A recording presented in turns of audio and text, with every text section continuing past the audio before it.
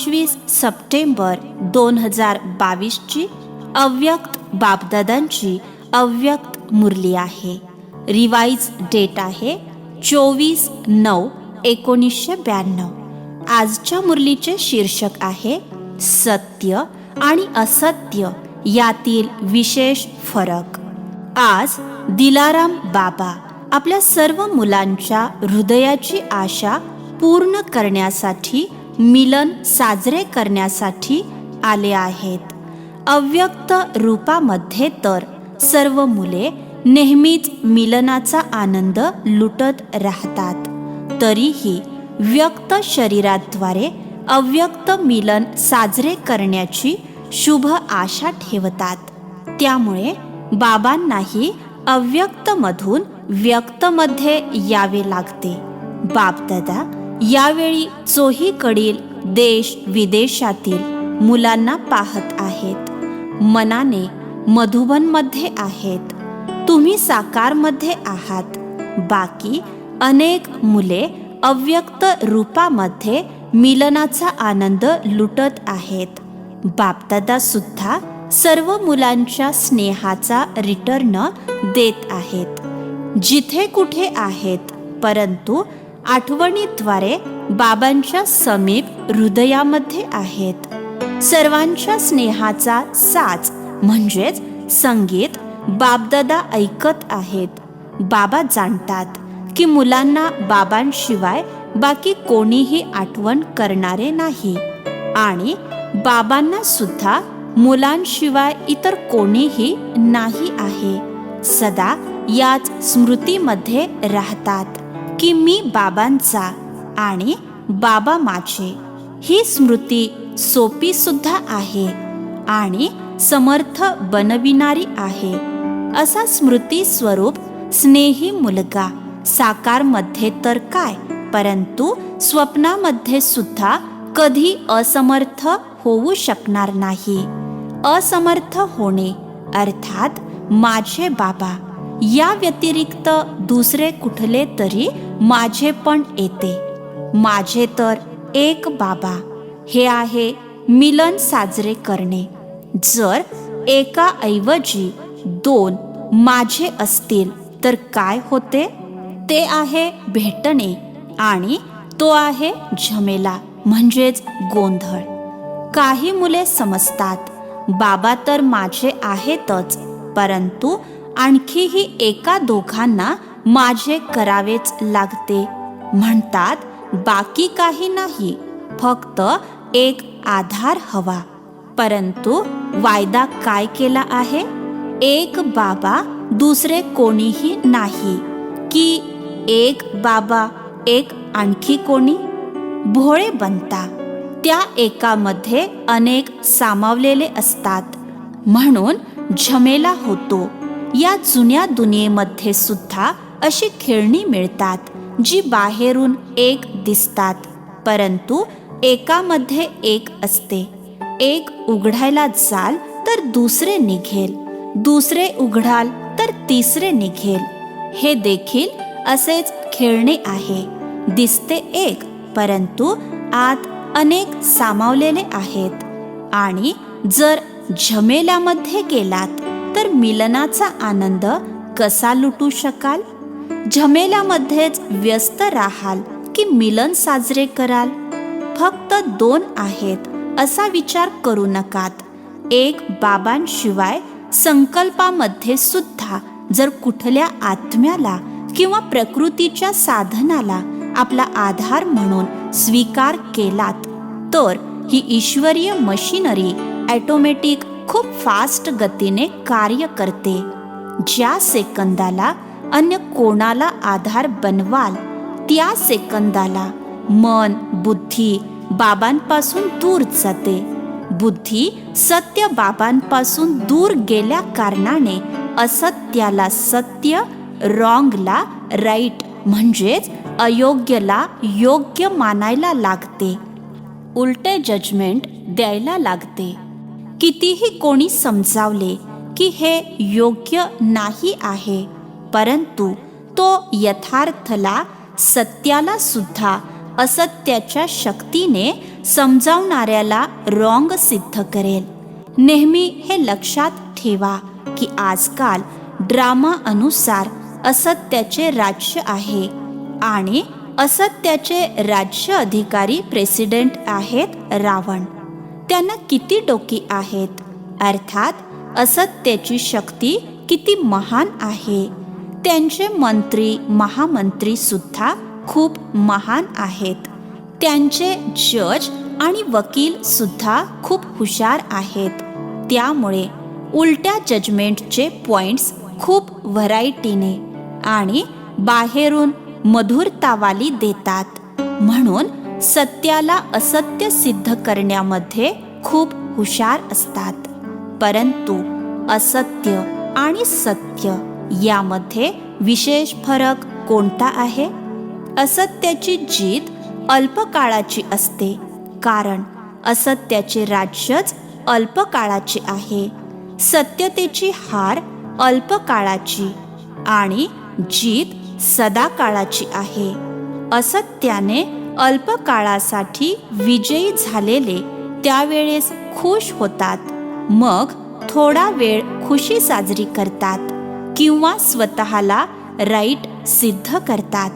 परंतु वेळ आल्यावर असत्याची अल्पकाळाची वेळ समाप्त झाल्यानंतर जितकी असत्यतेच्या वश मौज साजरी केली, तितक्याच 100 पटीने सत्यतेचा विजय प्रत्यक्ष झाल्यानंतर पश्चाताप करावाच लागतो. कारण बाबांपासून दूर गेले. स्थूलमध्ये दूर जात नाहीत. स्थूलमध्ये तर स्वतःला ज्ञानी समजतात, परंतु मन आणि बुद्धीने दूर होतात. आणि बाबांपासून दूर होणे अर्थात सदाकाळच्या सर्व प्राप्तींच्या अधिकाराने संपन्न होण्याऐवजी केवळ अर्धा अधिकार प्राप्त होणे. काही मुले समजतात की असत्याच्या शक्तीने असत्याच्या राज्यामध्ये विजयाची खुशी किंवा मजा यावेळी तरी साजरी करू. भविष्य कोणी बघितले आहे? कोण पाहणार? आपण सुद्धा विसरून जाणार. सर्वजण विसरून जातील. परंतु ही असत्याची जजमेंट आहे. भविष्य वर्तमानाची सावली आहे. वर्तमानाशिवाय भविष्य बनत नाही. असत्याच्या वशीभूत आत्मा वर्तमान वेळी सुद्धा अल्पकालीन सुखाच्या नाम मान शानरूपी सुखाच्या झुल्यावर झुलू शकते आणि झुलते सुद्धा. परंतु अतिंद्रिय अविनाशी सुखाच्या झुल्यावर झुलू शकत नाही. अल्पकालीन नाम मान आणि शानची मौज साजरी करू शकतात, परंतु सर्व आत्म्यांच्या हृदयापासूनच्या स्नेहाचा, हृदयापासूनच्या आशीर्वादांचा मान प्राप्त करू शकत नाहीत. दिखावा मात्र मान प्राप्त करू शकतात, परंतु हृदयापासून मान प्राप्त करू शकत नाहीत. अल्पकाळासाठी शान मिळते, परंतु बाबांकडून सदा दिलतख्त नशींची शान अनुभव करू शकत नाहीत. असत्याच्या साथीदारांकडून नाम प्राप्त करू शकतात, परंतु बापदादांच्या हृदयावर नाम प्राप्त करू शकत नाहीत, कारण बापदादांपासून दूर गेले आहेत. भविष्याची गोष्ट तर सोडून द्या, ते तर समजले आहे, परंतु वर्तमानामध्ये सुद्धा सत्यता आणि असत्यता यांच्या प्राप्तीमध्ये किती अंतर आहे. एक तर दुसऱ्याला आपले बनवले, अर्थात असत्यतेचा आधार घेतला. किती गोंधळ झाला. म्हणताना तर म्हणतील बाकी काही नाही, फक्त कधी कधी थोडा आधार पाहिजे. परंतु वचन तोडणे अर्थात अडचणीत येणे. तुम्ही असे वचन दिले आहे काय की माझे एक बाबा आणि कधी कधी दुसऱ्याला सुद्धा परवानगी आहे असे लिहिले होते का? मग अल्पकाळच्या नाम मान शानचा आधार घ्या, नाही तर व्यक्तीचा घ्या, नाही तर वैभवाचा घ्या, जर दुसरा कोणी नाही तर मग दुसरा कुठून आला? ह्या असत्य राज्याच्या झमेल्यामध्ये अडकवण्याच्या युक्त्या आहेत. जसे बाबा म्हणतात ना, मी जो आहे जसा आहे तसे मला नंबरवार जाणतात.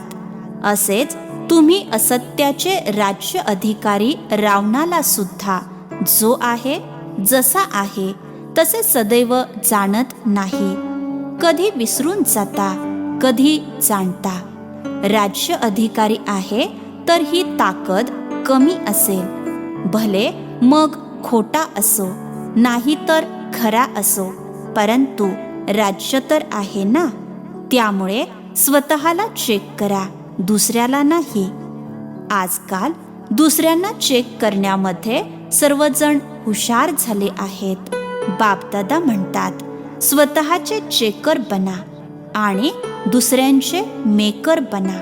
परंतु करता काय? दुसऱ्यांचे चेकर बनता आणि गोष्टी बनवण्यामध्ये मेकर बनता. बापदादा दररोज प्रत्येक मुलाच्या कोणत्या गोष्टी ऐकतात? खूप मोठे पुस्तक आहे गोष्टींचे. तर स्वतःला चेक करा. दुसऱ्यांना चेक करायला लागता तेव्हा लांबलचक कथा बनतात आणि स्वतःला चेक कराल तर सर्व कथा समाप्त होऊन एक सत्य जीवनाची कथा प्रॅक्टिकलमध्ये चालेल. सर्वजण म्हणतात, बाबा तुमच्यावर खूप प्रेम आहे. फक्त म्हणता की करता सुद्धा? काय म्हणाल? कधी म्हणता कधी करता. बाबांच्या प्रेमाचा प्रत्यक्ष पुरावा बाबांनी दिला आहे. जे आहात जसे आहात माझे आहात. परंतु आता मुलांना पुरावा द्यायचा आहे. काय पुरावा द्यायचा आहे? बाबा म्हणतात, जे आहात जसे आहात माझे आहात. आणि तुम्ही काय म्हणणार? जे आहे ते सर्व काही तुम्ही आहात. असे नाही थोडे थोडे इतरही काही आहे. बाबांवर प्रेम आहे, परंतु कधी कधी असत्याच्या राज्याच्या प्रभावामध्ये येतात. अच्छा, चोहो बाजूच्या यथार्थ सत्याला पारखणारे सच्च्या बाबांच्या सच्च्या मुलांना, स्नेहामध्ये सामावलेल्या श्रेष्ठ आत्म्यांना, सर्व सदैव वचनाला निभावणाऱ्या सर्व समर्थ आत्म्यांना, यथार्थ परक असणाऱ्या सर्व शक्तिशाली आत्म्यांना, आठवण आणि सेवेमध्ये निर्विघ्न राहणारे, सदैव सोबत आणि समीप राहणाऱ्या सर्व मुलांना प्रेमपूर्वक आठवण आणि नमस्ते.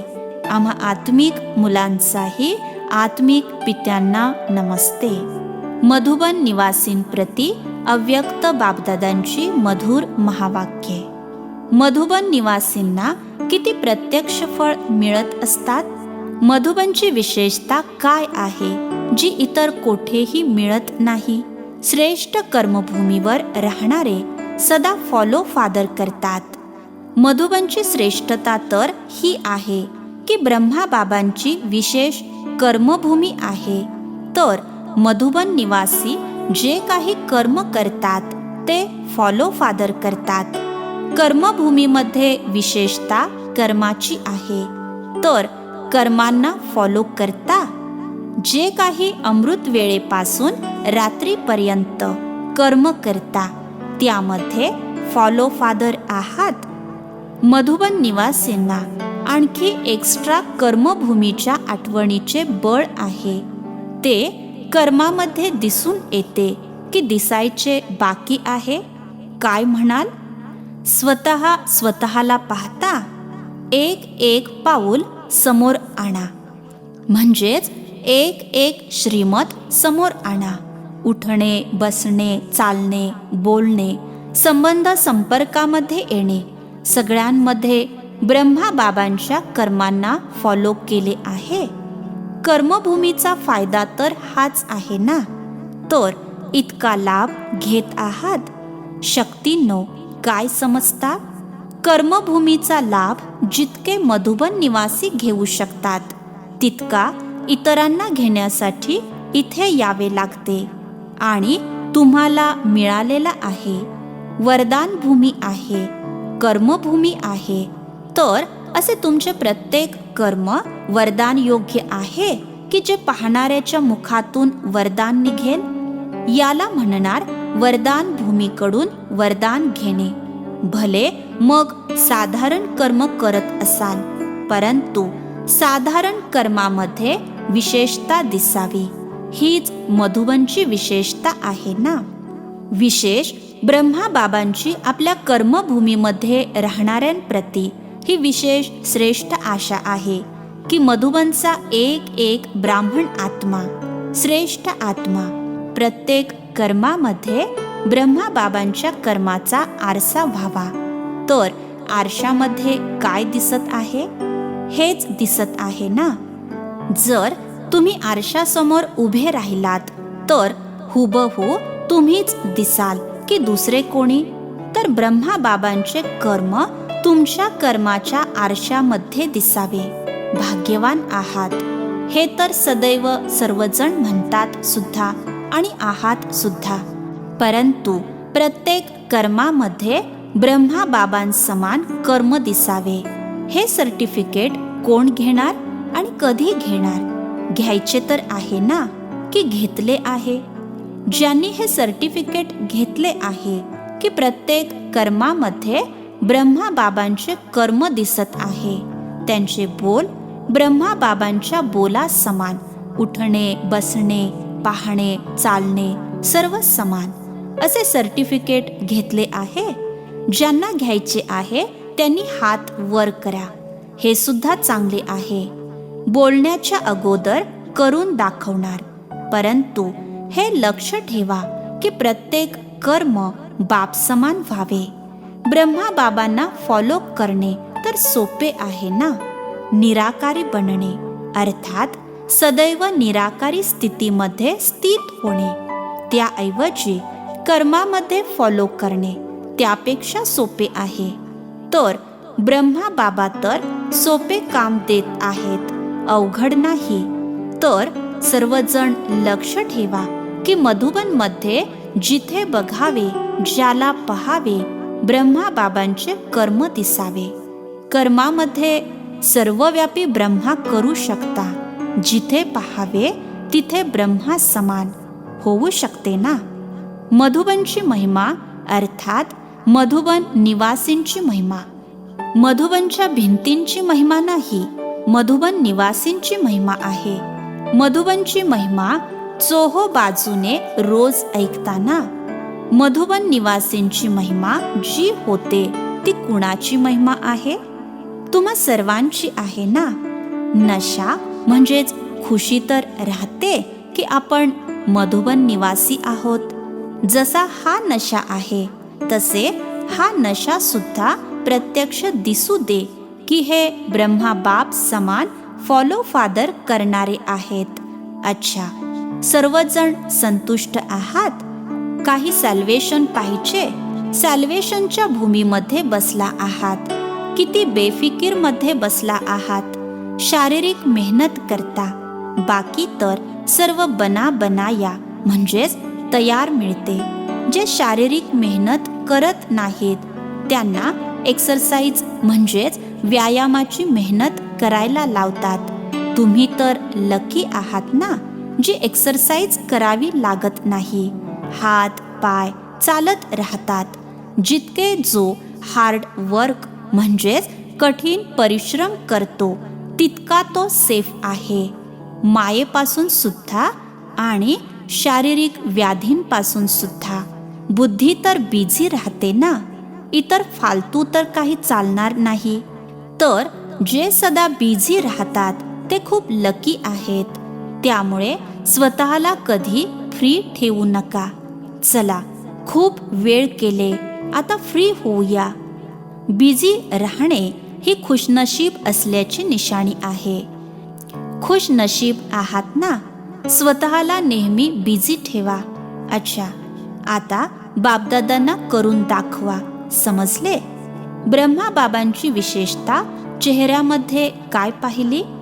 गंभीरतेचे चिन्ह सुद्धा आणि स्मित हास्य देखील, गंभीरता अर्थात अंतर्मुखता आणि सोबतच रमणीकता. अंतर्मुखीची निशाणी सदैव सागराच्या तळामध्ये हरवलेले गंभीर मूर्त, मनन चिंतन करणारा चेहरा आणि मग रमणीक अर्थात हसरा चेहरा. तर दोन्ही लक्षणे चेहऱ्यामध्ये पाहिलीत ना. असा तुमचा चेहरा सुद्धा ब्रह्माबाबांची कॉपी स्वरूप असावा. सुरत आणि सीरत म्हणजेच चेहरा आणि वर्तणूक यामध्ये ब्रह्माबाबा दिसावेत. कारण ब्रह्माबाबांचे सेवास्थान कर्मभूमी तर मधुबन आहे ना. तर या भूमीवर राहणाऱ्यांद्वारे तेच कर्म सेवा प्रत्यक्ष व्हायला पाहिजे. याच आशेच्या दीपकाला सदैव जागवा. ब्रह्माबाबांची आपल्या मुलांप्रती हीच अपेक्षा आहे. आता अशी दीपावली साजरी करा. बापदादांच्या या एक आशेच्या दीपकाला जागवा. जेव्हा प्रत्येक जण हा दीपक जागवेल तर दीपमाळा तर होणारच ना.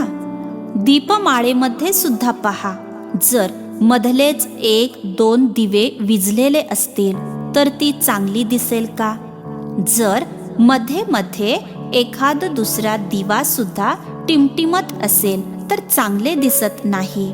म्हणून सर्व जागृत झालेल्या दीपकांची माळा. मधुबन निवासी सर्वजण जस्टिस म्हणजेच न्यायाधीश असायला हवेत.